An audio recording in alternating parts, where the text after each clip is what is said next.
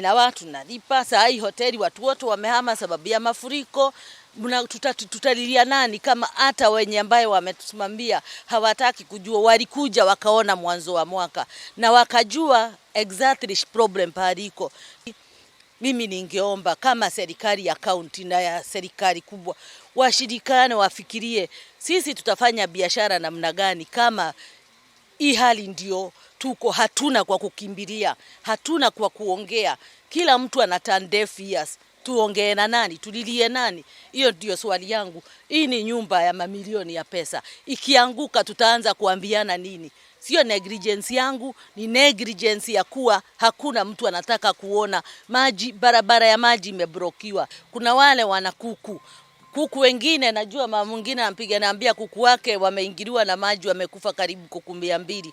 Tungekuwa na time ningewapeleka hapo mkaone, sababu kusema kweli watu wameadhirika. Hii ni kijiji kubwa sana kuwa neglected namna hiyo. Na mimi sitasema ati haijulikani sababu I've been talking. Nimejaribu kureach watu wote. As I said, the waterways have been, this is a result of waterways being blocked. It's nothing. And the problem is the double application of rules by the licensing agencies when it comes to matters,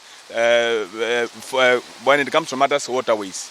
So what we are asking is simply the government should wake up, apply the rules and regulations as required without favor, so that every other investor will feel safe. Otherwise, already some of the facilities have closed down. Some of the clients have been evacuated due to the risk that is being caused by the El Nino as the waters are coming into their facilities. So unapata kwamba wageni wengi wana cancel some of bookings zao kwa kuhofia hali ya anga ambayo mvua inanyesha kwa wingi, na kuenda hiyo itawaadhiri katika ustaarabu wao katika holiday ambazo wanaweza kuwa na intend kuja around. Madhara mengi yanatokana na activities za kibinadamu, si natural, kwamba njia za maji zinafungwa, na ili hali wa huyo mtu ukimuuliza alipewa license na the relevant authorities. So tunaomba serikali husika, county na national government waweze kushirikiana katika kuzuia haya majanga kwa sasa na kwa muda ujao.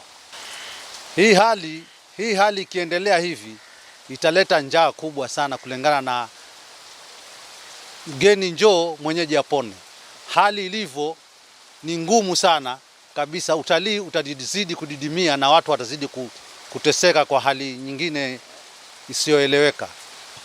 Kulingana na hali ilivyo sasa, mvua inanyesha, imefunga vitega uchumi vyote. Manake wananchi wengi ambao saa hii wanategemea wanaishi ni watu wa kujianika ndio wapate riski za kila siku.